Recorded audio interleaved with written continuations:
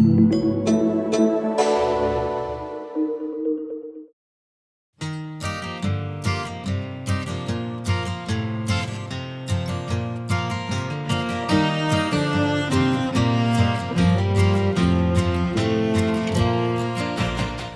to the Crown City Podcast. I'm your host, James DiPietro.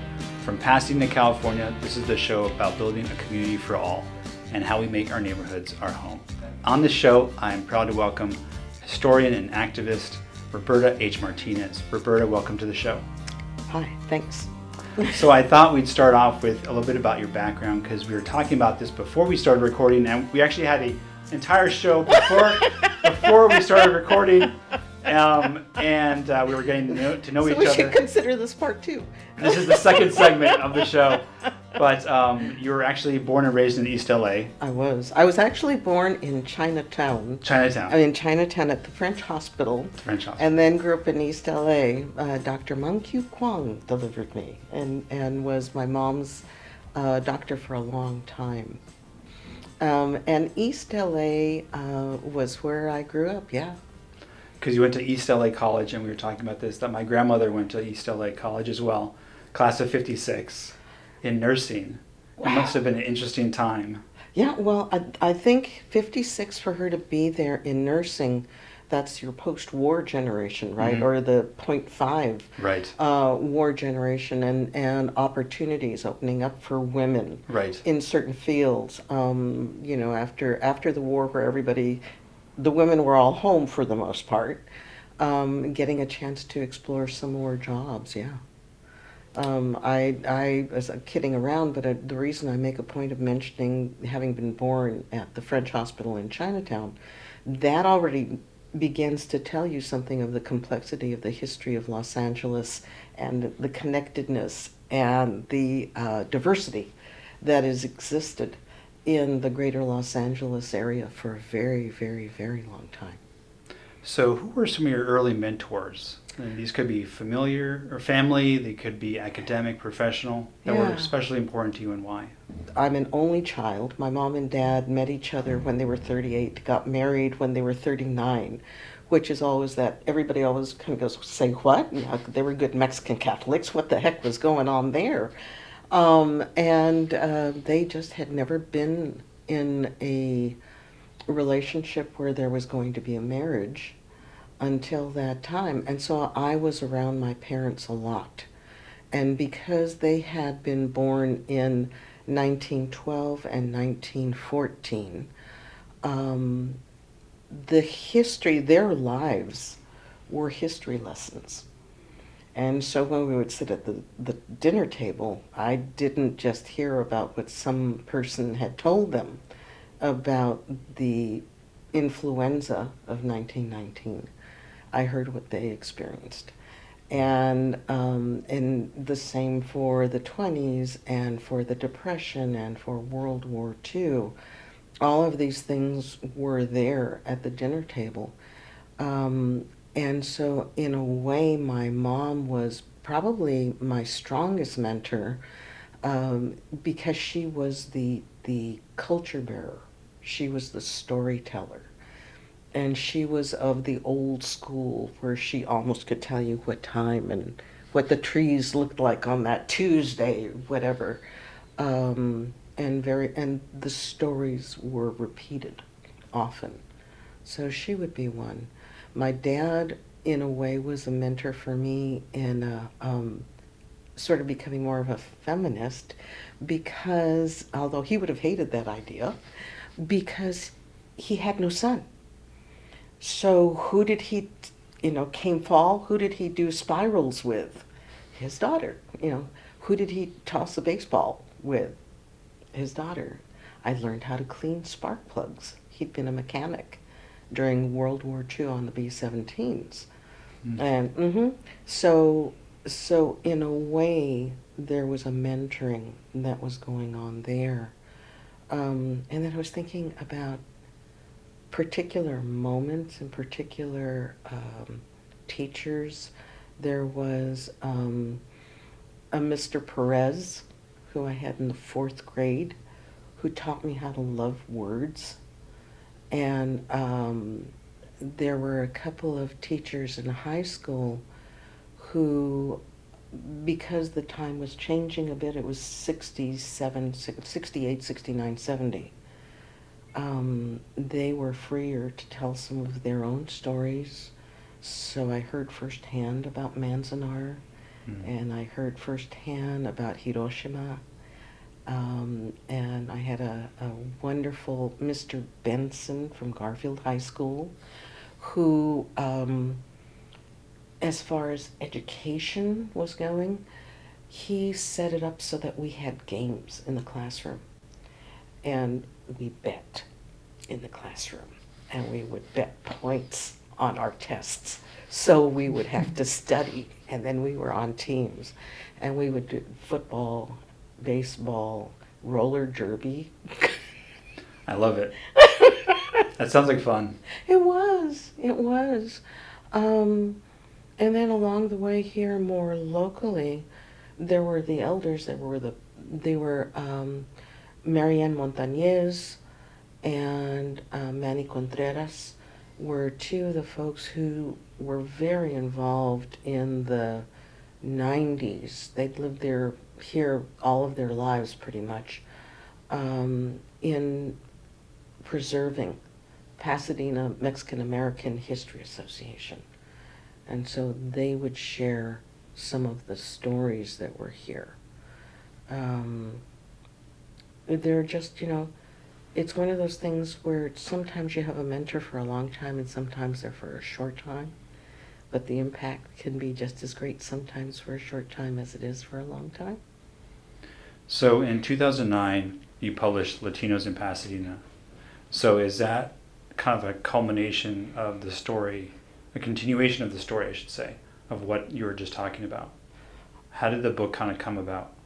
It came about, quite frankly, going to yet another historical exhibit that began with when the Indiana colony came here. And, all of those folks that were here a century and a half earlier, and to acknowledge our indigenous, our native peoples that are here who were long before that century and a half, 2.5 centuries, that somehow or the other history didn't exist until folks from the Midwest got here. And really, part of what they're talking about is folks that are coming from Chicago, so it's like the second wave. It's not the first wave. Right. And it was just the frustration because I'd met all of these people, and because I was trained as a musicologist, it was a matter that I had learned some of the history that preceded the folks that I knew in person. Right. It just seemed like the story is there to be told. It's a complex story. Any community's story is a complex story. And the breadth, the expanse of where folks are coming from and the variety of experiences they have is so great. There you go. What were some of the biggest surprises when you were putting the book together? I know that there probably were a lot. There were a lot. But there are a couple that you were especially significant to you or personal to you? I think one of the things that was surprising, that actually I really learned after the book, but it's kind of in there, is that our first state constitution was bilingual. Was it really? It was bilingual. And part of the reason it was bilingual was because many of the people who were at that first constitution were landowners, and some were Mexicanos. They had been born in Mexico, and following, the Treaty of Guadalupe Hidalgo, became citizens, U.S. citizens. Mm-hmm. That was one thing that contributed to that.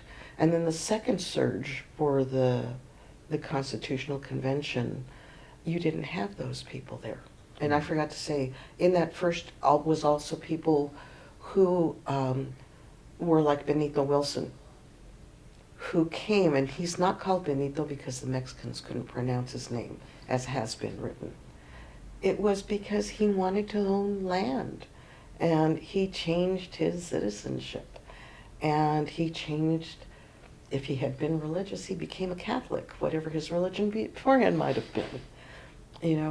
So there were those changes that took place. They were fellows that were connected to the land or had married into families. And so they had an understanding, and they also had the weight of aristocracy that was weighing on them in that point. I think that was one of the things. I think the other thing that was most surprising to me, because I had been involved with the schools and with the community, was I had never heard of Mexican schools. And when I started looking through Pasadena and history and just trying to see if there had been black segregated schools, I knew about the DSEG in 1970 because people talk about that a lot. And I was surprised to see that there were no schools that had been established as black segregated schools. But within the Southwest, there were schools that were segregated that were established. And LA County had 10 schools, Pasadena had 2. And so that to me was a sort of a shocking thing to see. I think you, a number of years ago, you did a talk for Caltech. Mm-hmm. This was over Zoom because it was the height of COVID, so I assume that's why it was over Zoom. And it was a fascinating conversation. And so you talked about that. And it was interesting because you talked about how there was more integration prior to the Indiana colony, it seemed like. I was going through with the Indiana colony, there certainly was. There was. And then there was a time during the turn of the century where then there was this kind of a resegregation or segregation of the races. Is that well, I wouldn't correct? say necessarily of the races, because part of what was happening was that it became more class divided. Interesting. So that, there were, I mean, if you think about Pasadena, its past, there were German, Italian, and Greek families that were all living in the area. They were living in the commercial end of town, Right. as were the Mexicanos and the Mexican Americans and the Japanese Americans, because that was where they could live. That's where they could afford to live. That's where they were within kind of social construct permitted to be. And so if you look at the early history, you do see much more interaction. I want to say it's in as late as the 20s or the 30s where the city directories began to list how many people are native born, how many people are colored, which had not been part of what was going on before. It doesn't mean discrimination didn't exist, but there was more interaction than we're used to thinking about, perhaps. That's interesting. So you beautifully divide, or you talk about kind of two themes in the book, which is roots and branches. Can you talk about why you do kind of want to kind of touch on those two themes? Oh my goodness, no, that's a good one. So roots and branches. Well, I think all of us, whether we get a chance to stop and think about it or not, we all have roots some way, somewhere, somehow. They help to define our cultural collateral, our cultural context, the way we're going to view things based on those two items, what our understanding is among us and among them and us, right? Just because the reality is, here's the two of us, and you are my other, and I am your other, right? Right. And so I think the complexity of who all is here and all the different ways we can interact with each other. Remind me of the question again, because I tend to go. No, that's right. We're talking roots. about the roots and the branches, and Right. how you kind of talk about those themes as important to the book. Well, and I would say that part of what's important about the roots is looking at the diversity of the lands of the roots. If we're looking at Latina, Latino, Latinx culture, Mm-hmm. the diversity of the roots of anybody who is coming, who is connected with roots in the Americas. Mm. So we have your indigenous roots, which is, something that we might see with danzantes. We also have our African roots. We also have our European roots. We also have our Asian roots, all of which is a part of who we are. And the branches then begins to sort of look at all of the different communities that are there, right? So we have people who would never want to be called a Chicana or Chicano, and others that would never want to be called anything but that. We have the people who are Boricua from Puerto Rico, who have a very different experience from somebody who's in New Mexico, who's an Hispano who's been isolated up there for 400 years with their family, 500 years. And the challenge is, because we're talking about the Americas and other parts of the world, understanding who we are and the fact that we are connected. Well, one of the things that you've talked about is that post-Mexican-American War, there was a disappearance in some of the history of the Latino culture. Is there an opportunity now to rediscover some of that? Because, and unfortunately, we've lost a lot of the original members of the previous generations, obviously, and I know you rely and value a lot of those original first-hand accounts, but can you talk a little bit about the opportunity now to rediscover some of that history?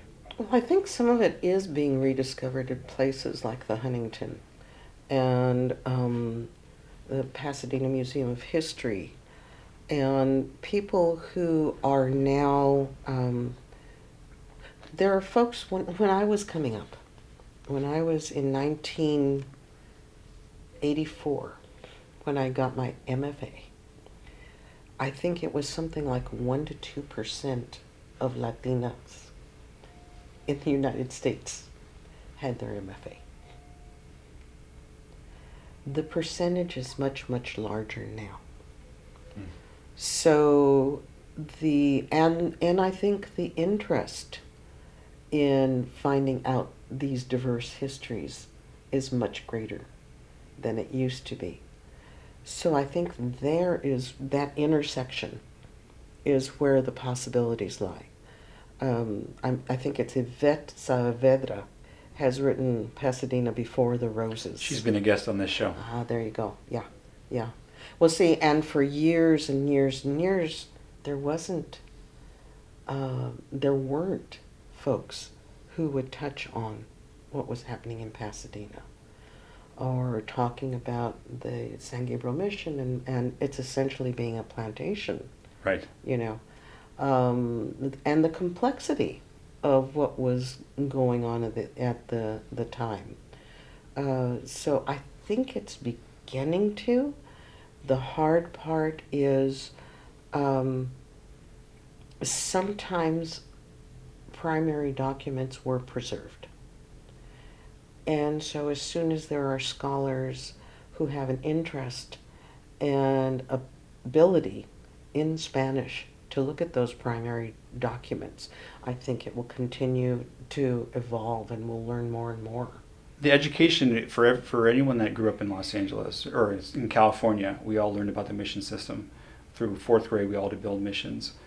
What opportunities for children are there now for them to get a more balanced view of the mission system and the cultures that were participated in the system, both native and the Spanish and non-native. Yeah. Well, and I think part of what you can do, this isn't something I actually thought about, but I would, if I had a whiteboard and I were putting things down, among the things I'd consider is having multiple speakers. So have somebody, maybe give the more traditional, what you and I learned about the missions.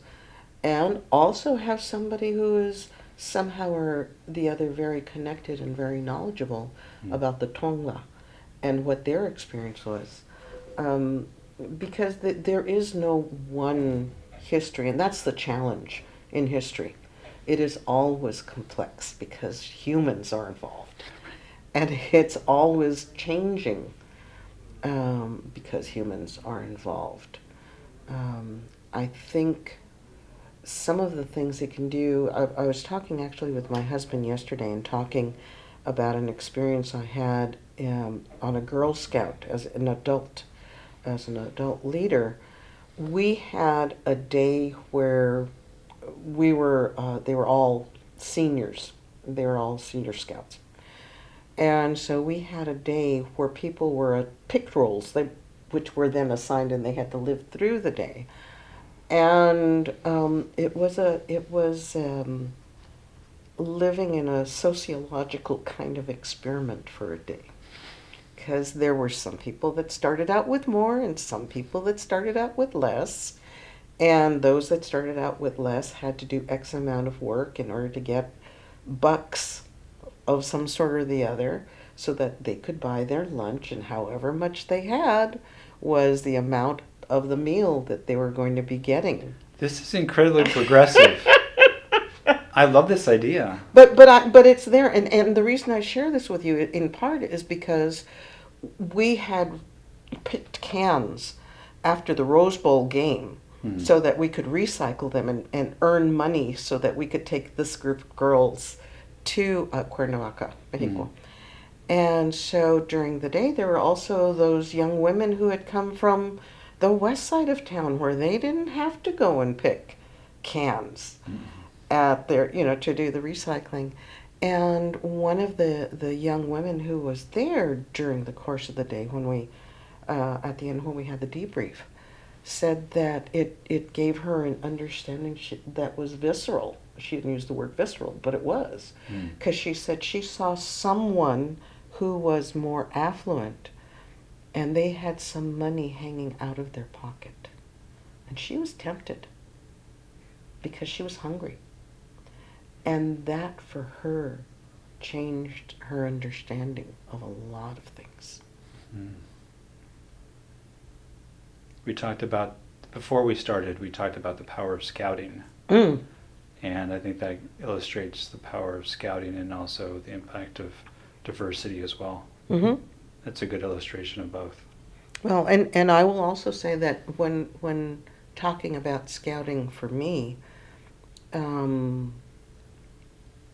both as a scout coming through, and then as a leader when my daughter was in Scouts, among the things I thoroughly enjoyed was International Day. Because we would have to research a country, and we would then have to come up with a meal from that country, and we would usually learn some of the language phrases of the country, and then we would share it, and it broke down walls in a very natural way, in a fun way, in a great fun way. What do you think are some of the key events that have shaped the San Gabriel Valley from a Latino perspective?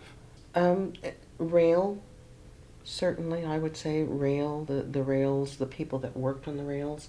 I mean, people don't, often folks don't think about the fact the relationship between Mexico and the United States.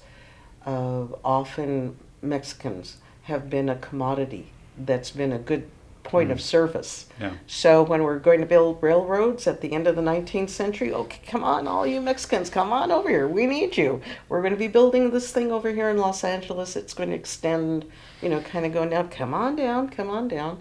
And then there's the burst of building that takes place at the very beginning of the 20th century in Los Angeles. And that has impact here in the San Gabriel Valley because once the rails are set, once we're able to get across the arroyo, the interaction that begins to take place between Pasadena and the San Gabriel Valley in general increases.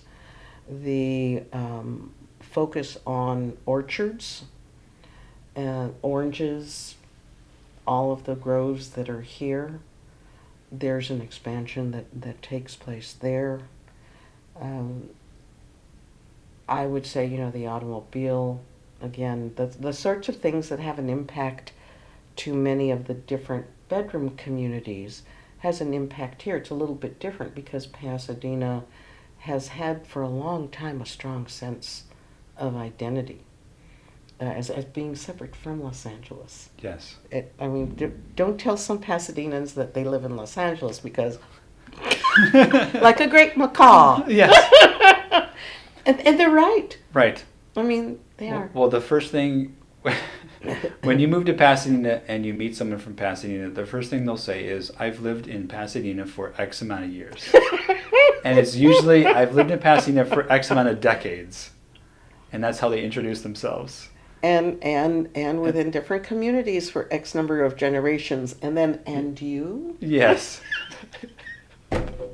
That's very true. Yes. It's Midwestern polite. It is Midwest. It can be Midwestern polite, Yeah. but it can also be Midwestern sharp. Yes. Where we're being polite, but we really know that behind the smile. Yeah, right? Sort of that's thing. very true. Yeah. It is a fascinating thing, and it's fascinating when you think about the fact that the California colony of Indiana, the folks that were coming out here, many of them were abolitionists, right? And many of them were suffragists. And among the leads, T.B. Eliot and his wife, Nellie Eliot, I was getting ready to give a talk. And what does a researcher do for relaxation? I went and was doing some research, right? And I saw that they had a couple of properties, and one of their properties was in foreclosure. So here are the documents. And it's a form. And this form essentially says, Mr. Blank and his wife, Blank, and they have taken the time to cross out Mr. and write Mrs., her name, and her husband, his name. I forget whether it's 3 or 4 times on these documents. So these first people who are coming here from Indiana are have different experiences and different intent than some of the folks that are coming here later, a generation and a half, 2 generations later. Well, we were talking about this again. We referenced all the things we talked about before this conversation, and again, we actually had a conversation before we had this conversation. But I really thought about this about rereading the book last night, which was. And the word that came across when I was reading it was trauma, because I can't think of a better word for it, but California endured a significant amount of trauma between the period of Spanish rule, Mexican rule, and then United States rule. And it goes back to the expansion you mentioned, and I didn't even think about the gold rush. And it kind of goes back to the influx of people, and then that dovetails into the Indiana colony in the 1870s, really kind of nicely. So it's just fascinating. It really is. Well, and you think about it, at the same time, you're having the centennial for the United States. Right. And so part of what's happening also is the United States of America is a young country. And it's reaffirming, re-acknowledging that it is this country. And because we have all of these different immigrants that are coming to the United States, it's trying to, I think, sometimes hold on to very, very tightly what is American. And what are you truly separate from where you came? I mean, there's that. It's a little bit like what is it? Red Rover, Red Rover. You know, you really have to show me that you really do want to belong. So you have some instances where you have clearly discrimination and bias, and the issues relating around slavery and Jim Crow, all of that going on because this country is still trying to identify, and the people who are living here are sometimes, if you're in a group of people, no, I'm really the most. I am the most. I'll show you how much I am so you don't doubt me. I think there's some of that going on. Um, and so there is a lot of trauma. You do have little kids there was a show that I watched once on public schools, and Meryl Streep, I think, narrated. And one of the things that was highlighted in these series on public schools were these beautiful blonde-haired, blue-eyed, fair-skinned, presumably German children, German American children, putting books in a fire because they're not going to be speaking German anymore. They're Americans. My husband's father-in-law had issues because he was Polish American, or he was Polish and became an American, and whether or not he would be respected because he was that. My mother-in-law was quite solidly told that she should change her name from Jaworski to D or Jawa, or I forget what it was.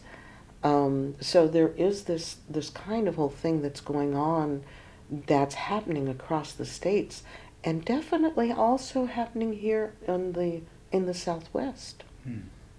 I was wondering if there were any inspiring members of the Latino community that you would like to talk about to celebrate Women's History Month that come to mind. Well, one of the women that I always like to share a bit about is Doña Eulalia Perez Guillen de Mariné. It was she for whom Rancho El Rincón de San Pascual was reserved, 14,400 acres. That goes way over that way, way over up the west side of the Arroyo and a mile into the foothills.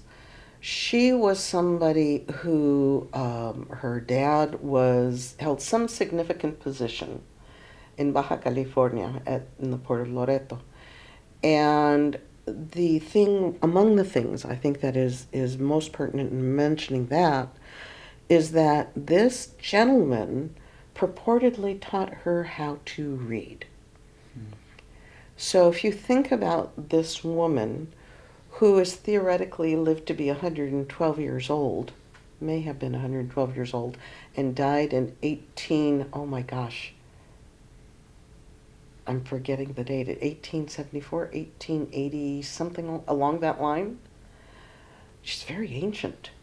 And for a father to encourage his daughter to read is a rare thing. She is born, she marries, by the time she's 14, she comes up following her soldier husband to, coming up and going back down, and coming up and going back down. And at one point she's in San Diego when it's starting up, and then she's in San Juan Capistrano in 1812 when the great earthquake takes place, and she is inside the church when the earthquake takes place, and she is able to take one of her children, one of her daughters, I think, with her, and she's pregnant at the time. Time passes on, she becomes a widow, and she needs some way of feeding some parts of her family. And so she essentially goes on the San Gabriel Mission show of Chopped. And there's 3 women, 3 days, and they get to cook all the meals, and there are judges, there are guys that are coming in from Los Angeles, they're busy kind of deciding. And so she is chosen. And part of the reason she's chosen is because they ask Tomas, who is what we would now refer to as a tongwa, who is in the kitchen, which of these 3 ladies was it easiest to work for, or variation on that. And so she holds that position. She is not an aristocrat, but over the years, because of discipline, intelligence, and I think because she could read, she is able to function as the COO for the San Gabriel mission. When mission lands are handed over, the area is reserved for her. She is encouraged to marry a second time, marries Juan Martinez, and Juan Martinez is the first fellow who is noted as owning the land that we're talking about. She really didn't want to marry him. She left him, and she lived out her days with one of her daughters and her son-in-law not too far from the San Gabriel mission. And the reason people can learn about her is because essentially her testimonio, her oral history, was taken down. Bancroft sent out Thomas Savage to interview people that he saw had roots in the Spanish past, who were now older, and he was aware that this history was going away. So she would be somebody that you can go online and read about Eulalia Perez, and I think her history begins as Yo, Eulalia Perez. So she doesn't include it because she has a very strong sense of self and a sense of humor, and I think that's one of those things. One of the women I would want to be sure to include, and she also was with other women and taught them how to read, and so I think in many ways she would be somebody I would love to have people learn more about, and that we should recognize here, quite frankly, in town. We should. And you were kind of talking about how there aren't enough markers here in town that represent the Latino community. And I think that's something that, I mean, is there a movement to include more markers? Are you aware of anything? I think there's been discussion, and there was wonderfully, thanks to the Human Relations Commission, acknowledgement of the Chinese, and Miller, I think it's Mill Alley. And the issue around the laundromat, which, by the way, the tenants on top of the laundromat were Mexicans. So it's just kind of like, oh man. I don't know of one, and it would be wonderful to have that happen, because it's a little bit like living in the South and not knowing anything about Jim Crow. It's very true. It's a good analogy. It really, really is. To not know the history and the diversity of experience, because there certainly were people that were victimized that lived here. There were Mexicans, Mexican Americans, and Cubanos, and Panamanians, and the whole the Filipinos that lived in the area, who were challenged. But speaking for the Cuban community, at one point, there were so many Cubans and Cuban Americans that were in city, they had their own softball league that was in existence here. So there would be lots of opportunities that exist. Thinking about your book and thinking about how history has changed and how we view history as changing, your book now, I mean, it's from 2009. I mean, the way we think about history has changed significantly since 2009. And the way we think about, I'm Italian, half Italian. We were talking about our ethnicities beforehand. Again, our pre-conversation, we keep talking about it. I'm half Italian, and the view of Christopher Columbus has changed over time. When I was growing up, he was celebrated. Now the view is very different, and rightly or wrongly, depending on how you think about it. In California, the view of Father Sarah has changed over time. And we think of history as black and white, but history is so much more colorful, actually. Yeah. So how do we kind of put history in kind of modern perspectives? I think that actually is the first step, is recognizing. It's like all of the, what it's, you recognize, you address, and then you see whatever you're going to do with whatever. And so, in having more opportunities to have this history of this community and other communities woven into the history that we share about Pasadena, or the history that we share about the San Gabriel Valley, the good and the bad, is an important thing. I'm not, I recognize the need, especially when you're talking about trauma, to point out the times where we've been victims, but I think it's also really important to point out the times where we've been resilient. Mm-hmm. There is a señora, I think it's Beatriz Torres, who lived in Chihuahuita, which was one of the three main areas where Mexican Americans lived in the early part of the 20th century. She had her own store, and she also rented out tents to people who were coming into Pasadena while they were going about looking for jobs and places to live. Her figuring out how to do that with her store talks about the resilience that she had, that she demonstrated, and that the people who were coming in who did use this source were able to do that they had.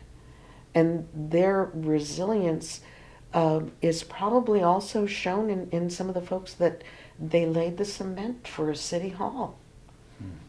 If you talk with people, I mentioned Manny earlier, in the PAMAHA, Pasadena Mexican American History Association, which when I was involved with them was many, many, many, many families. They would talk with great pride about the work that they did in the Arroyo during the 30s, maybe when they were in the CCCs, or when they were, right, and the joy they had when they could point to that part of City Hall that they helped lay the cement for, or for our libraries. Does the organization still exist? It still exists. I would say its focus has changed from perhaps a broader experience to a more particular experience. Okay. But it still exists. Yeah. There's a lot to understanding that history is always evolving.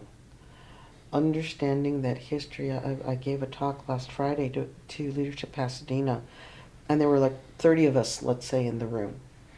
And one of the things I shared is, so, I'm giving this talk, and we're all here, and tomorrow, if you talk about this, if every person in this room talked about it, we'd each have a different story. Our perspective would be different.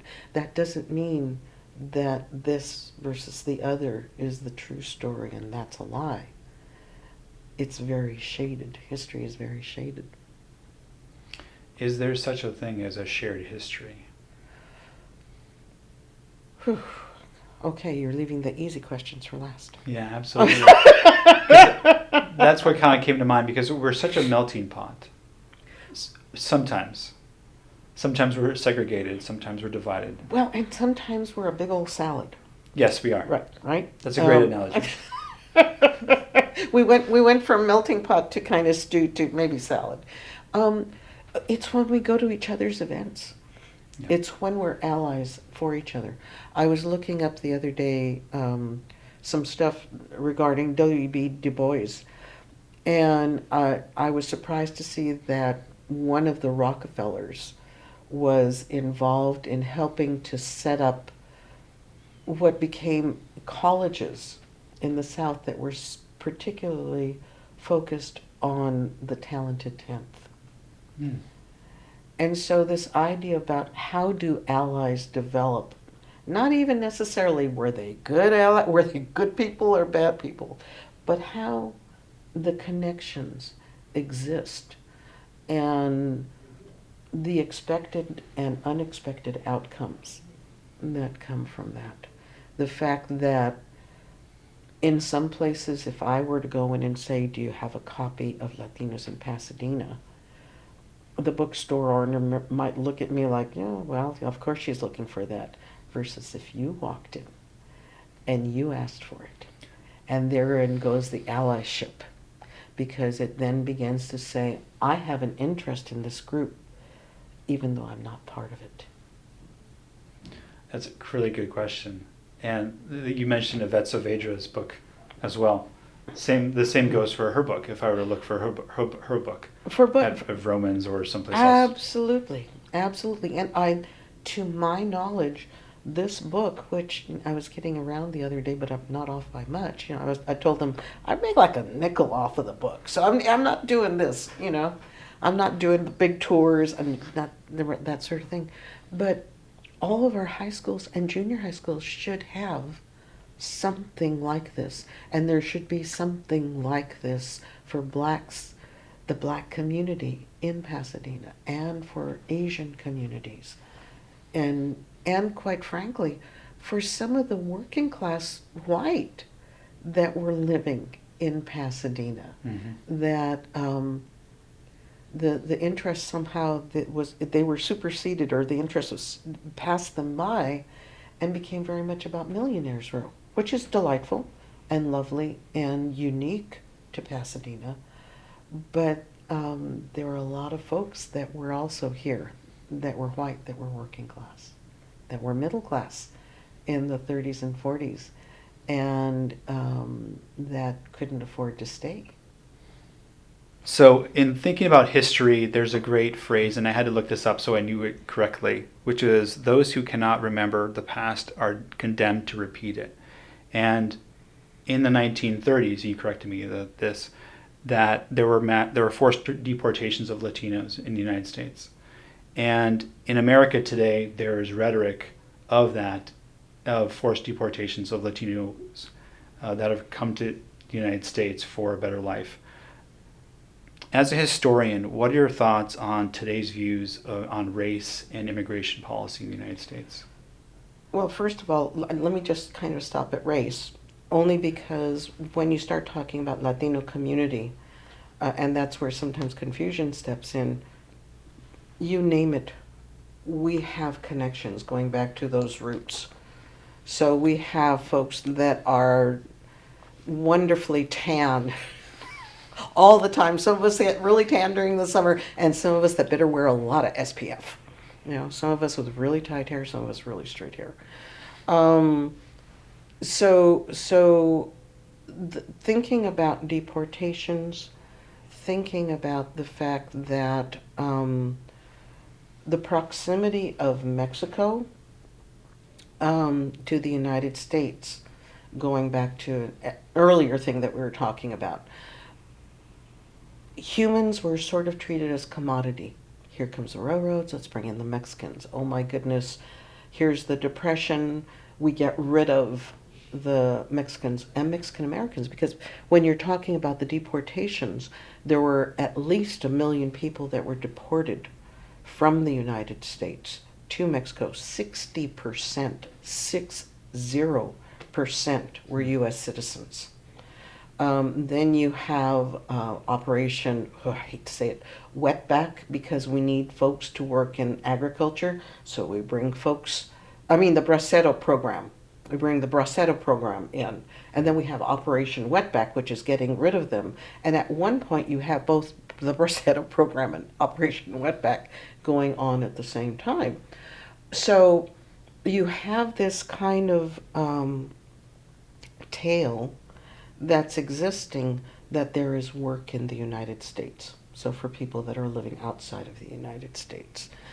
And then there is this sort of subtle attitudinal approach that we'll keep them here when we need them, and then we'll just kind of move them out when we don't. Not accounting for children and families making roots, education being disrupted. The whole idea that if you have a kid who came here when he was 2, and then he's sent back when he's 14, he's not going to know wherever back is, what the language is, at the same level as his peers. Right. So you have this complexity of what does all of this mean. And then you have the layer where there isn't clarity about how to do things. So you have people, when you're talking about folks who have exceeded what their paperwork said they should have done, who perhaps are monolingual still, and or they've gone to a lawyer who actually was scamming them and takes their money that they have saved up, and now they've overextended their stay. You have political situation within the last decade, 15 years, where that pool of people is being used as a political football, one side versus the other. And you don't have clear regulations nor a system for the people to come through to follow. And then X number of years ago during COVID, you had kiddos that were coming here that were kids. There were 2-year-olds that were having to go to court. Right. I mean, it is a dysfunctional aspect of our United States government at this point. And there's no incentive structure to fix it at this point. At this point, there isn't. And part of what's unfortunately happened, though, is in addition to all of that going on, you have some of these issues that come extending out of the U.S.-Mexican war, because we have a country that won the war and a country that lost the war. And part of what comes out of wars and battles is you have this antagonism that exists. Sometimes you don't even know. It's like at the level, but it exists and it's there. And you have it's a morass at the moment. There isn't clarity. And you have people that are now coming from other countries through Mexico that aren't Mexicans, and it's like the Mexicans are being doubly blamed, and yet some of the asylum seekers are coming from South America. Right. You know, so I don't know what the answer is, but I do know that we need to begin to view it as the complex problem that it is, and that much as there's looking to people to have resilience, problems can be solved. If enough of us set our mind to it and see the benefit of solving that problem. Like you said, there's a tremendous amount of history in the Latino community and here in Pasadena of being victims, but also of resilience and of triumphs. And I think that's a great way to kind of close out this conversation. The last fun, because we're ending on a very serious question, so we have to close out on a very kind of fun question, which is my closeout question, which is, if you could design a perfect day in Pasadena from breakfast to late night, what would you do? Where would you go? And what would you eat and drink? Mercy. And this stumps every single person that I ask. But see, that, I think, is the answer to the question. Yes. The answer to the question is there are so many choices. If we were talking about what to do, we can go to Huntington, we can go up Eaton Canyon, and Eaton Canyon, you can walk on Carlos R. Cruz homestead.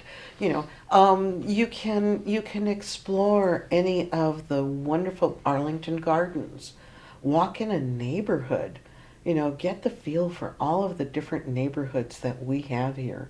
The diversity of our communities is profound, and many of them express them in a culinary manner. So you can go to get shawarma, and you can go and you can have dumplings, and you can have mojitos. You can have, my husband would love to have a whiskey sour. Good whiskey sours here, It's. Do you have any favorites? And any places that are favorites? I don't want to say because I have friends that have, I have places, lots of places that I will go to, but I really wouldn't want to say because there's so many, and they're so different. They are. They really, really are different, and it depends on your mood. Today I had to go to by the senior center. Mm-hmm. And I was coming up, I guess it must have been, wasn't Holly, it must have been Union. And as you walk on Union from the Container Store, you're hit with all kinds of foods and drinks that you can go in. And if I like whiskey, there might be more things available. I'm kind of partial to mezcal, thank you. I was going to say, Union has so many, that block has so many things on it now. You got Pearl, you have Union Street Pizza. There's just endless things. You have Blind Donkey. Right. You have and you have 50/50. Mexico, Tortas Mexico. Right. Which is just around the corner. Yeah. And so it's not only diversity of whatever might soothe your palate or your heart at the moment, but your dollar, what you would like to spend. There's also the fruteros that are around that will give you some of the best watermelon. The fact that we have this diversity is actually kind of, I know it's not answering your question. It is answering the question, though. But it's talking about who this city is. Yes. Look and see what the bus wraparounds have. Look and see who the different, what is it? Aldi, grocery outlet. Yes, I know they're Altadena, but come on. Just Stater Brothers. Just kind of vegetarian? What, vegan?